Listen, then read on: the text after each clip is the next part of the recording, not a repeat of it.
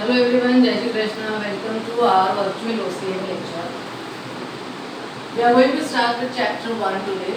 I have given you enough of explanation of all the basic concepts possible at your level. So today we will be starting our lesson number 1 from the textbook. The name of your lesson is Nature and Significance of Management. Now you know, as of now, we have studied various definitions of management given by different experts. So you know you have got fair knowledge of what management is.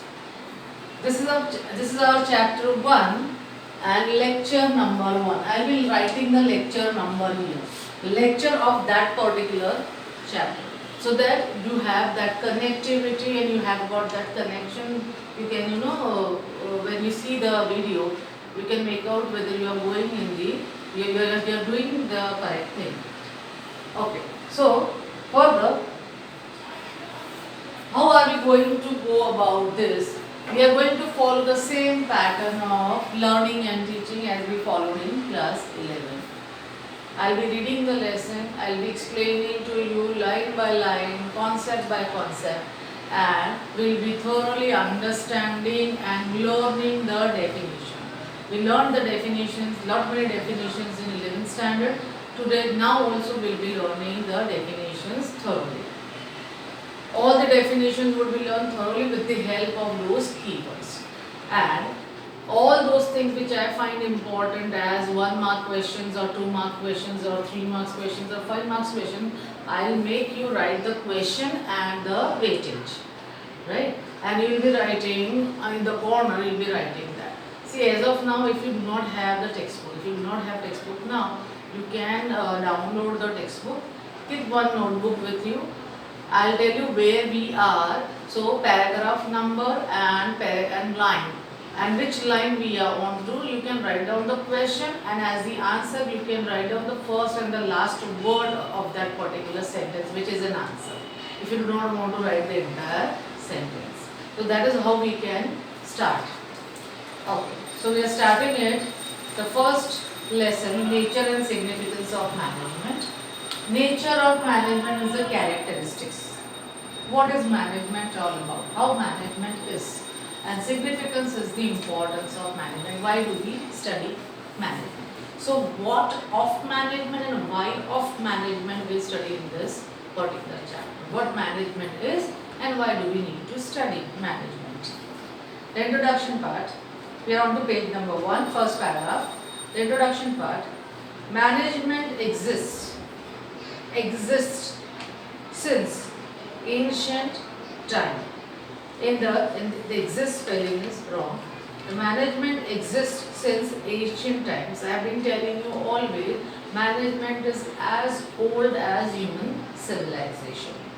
In the primitive era of Stone Age, human beings were getting their food by hunting, fishing, etc. So this is again connecting to the same that flow chart that we studied last year, the evolution of management, economics and commerce. The entire flow chart that we have learned by heart. I hope you still remember that. If not, you can just go through that chart. I have told you not to dispose that off and to retain it with you. Please keep your books, preserve your books and notes that I have given. So this connects with your same chart. In our chart, the very first step was what? Apes and early men, from where the management evolved. So this is connecting with the same. In the primitive era, the primitive times of Stone Age, human beings were getting their food by hunting, fishing, etc. So they had only core, that is bare minimum needs. What needs they had that time? Food, clothing and shelter. This was all they wanted. The need for their food was satisfied by fishing and hunting, eating animal flesh, eating fishes and eating vegetables and fruits. The need for clothing was satisfied by wearing animal skin and leaves, and the need for shelter was satisfied by living in caves and trees. Planning, supervision, coordination, guidance were used by them for accomplishment of their work. This process means management. Now the management, the functions of management that we discussed were PODC. The four common functions, most acceptable functions were PODC, planning, organizing, directing and controlling. But there are various experts, management experts, who have given various other functions also. Some of them have given POSDC, that is planning, organizing, staffing, directing and controlling. And Luther Gulick has given COST-CORP, POSD, CORB. So there are experts who have given different functions. So one of them have given these functions. He says that management is all related with planning, supervision, coordination, guidance were used by them for accomplishment of their work. So why management? Why do we need to study management? We've already discussed.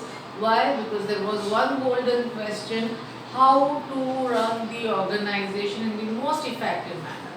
And that is what gave this question. This question gave rise to the thinking about management. This is how the management thought came into existence.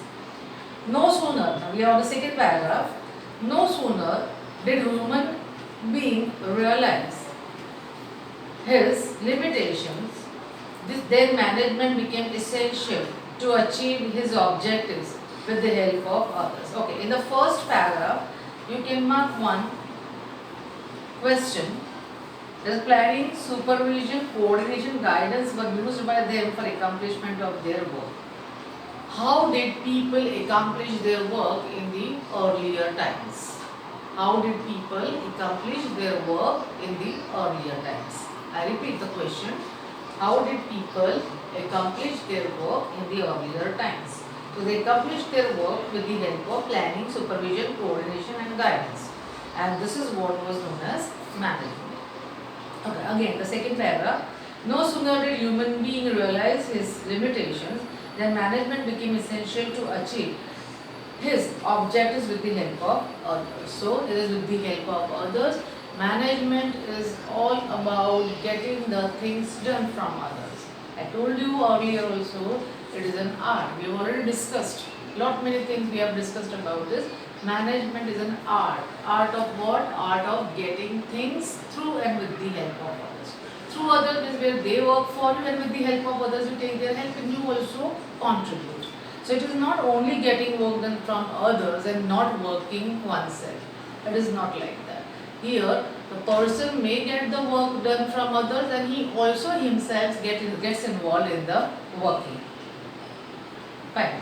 So to achieve the objectives with the help of others. Man tries to get maximum satisfaction using minimum resources. So here the principle of rationality will come. Last year we have studied two principles. There are principles while studying which we need to understand while studying economics. Principles of rationality and principle of causality. Principle of rationality deals with spending minimum resources and getting the maximum satisfaction. This deals with the same. And this is how the subject of commerce and economics are related, because both of them deal with the limited resources and satisfying of maximum wants. For this, he receives cooperation of others. For this, he receives cooperation of others. When more than one person join hands for completion of work in a systematic manner. So how does a person get cooperation from others? How does he try to achieve his, how does he try to satisfy his wants? With the help of minimum resources. The first thing that he does is, he can accomplish his, or he can satisfy his maximum wants when more than one person join hand for completion of work in a systematic manner. A need of planning and delegation of authority and responsibility arises. When you need to satisfy your maximum wants, you need to see to it that the management is proper. For proper management, you need to get the work done from others. And to get the work done from others, there should be people who join in, who come together and work with you. So this is what they say. So try to understand. In order to satisfy want, there has to be good effectiveness in the organization. If people's wants are to be satisfied, अगर उनके want satisfy करना है तो effectively काम करना पड़ेगा. Effectively काम करना मतलब क्या है? मतलब कम से कम resources खर्च करके maximum wants को satisfy करना, maximum production करना, ठीक है? अब ये सब कब पॉसिबल होगा? जब मैनेजमेंट प्रॉपर होगा, क्योंकि हमने तो देखा है कि किस तरह से how can the organization be run in the most effective manner by the use of management. तो मैनेजमेंट की ज़रूरत अब पड़ती है. मैनेजमेंट मतलब क्या? An art of getting things done. An art of getting things done means you need to have people around you and working for you and working with you so that you can get the work done from them. So indirectly what happens? You need to have people to work with. So it's a teamwork. It is not an individual person's work. It is a teamwork. So that is done. Okay, when there are more than one person working, automatically there will be a superior subordinate relationship that we have already discussed. Now when superior subordinate relationship comes into existence, there is always authority delegation. A person who is at the higher level, is a superior, will give the work to the subordinate. He will instruct the subordinate. And in order to get work from him, he has to give him some authority to work. See, I cannot work if I am given only the work and not the authority. मुझे कोई काम देगा तो काम करने की authority, सत्ता भी तो देनी पड़ेगी ना. तो सत्ता जब तक देंगे तब तक काम होगा. Work cannot be done without the authority. So when you give work to somebody to accomplish, to execute, to carry out, you need to give that person equal amount of authority. So authority always flows from top to bottom. Try and understand, authority always flows from top to bottom. The next line says, whenever there is a requirement, someone should be there to provide direction. Now, sir, it is one of the important functions of management. The function of a manager is to direct planning, organizing, directing and controlling. So there has to be someone who gives guidance, who observes people working, who communicates with them, who instructs them, who motivates them and provides leadership. So guidance is to be provided. That is, direction is to be provided by the manager to the subordinates, by the superior to his subordinates. Even control becomes necessary to see whether people are working as per predetermined standards. What is to be done, who will do, when to do, where to do, how to do, place, time, the person who is going to do it, and the method by which the things are to be done is all decided at the level of planning. At the planning stage, this is all done. Then, at the control stage, it is observed, it is seen whether everything is done according to the set standards or not. See, when planning is done, it is done with an objective to be followed. Whenever you plan, you always have an objective that whatever I plan, I will follow it. If you just make a plan and do not follow that plan, has got no meaning. So, planning without controlling has got no meaning. And controlling without planning is not possible.